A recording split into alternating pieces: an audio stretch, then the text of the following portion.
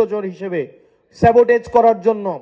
দেখবেন যখনই পার্টি একটি সংকটে পড়বে 5 জন পদত্যাগ করবে, যখনই সংকটে পড়বে 5 জন পদত্যাগ করবে। গত 1 মাসে কেউ পদত্যাগ করছে? এটা রাজনৈতিক বাস্তবতায় আপনার সংকট হবে, আপনার সম্ভাবনা তৈরি হবে, আবার সংকট আসবে, আবার সম্ভাবনা তৈরি হবে। এটা রাজনৈতিক পথ চলার অংশ।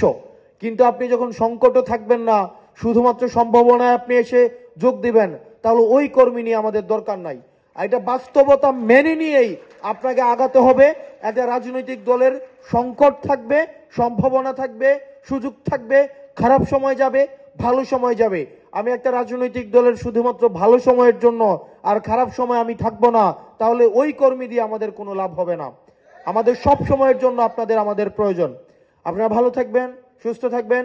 সার্জিস ইতিমধ্যেই আমাদের সাংগঠনিক গাইডলাইন দিয়েছেন। আগামী 3 দিনের মধ্যে আমরা মহানগর উত্তর এবং দক্ষিণের আমাদের যে কমিটি রয়েছে, আমাদের সুপার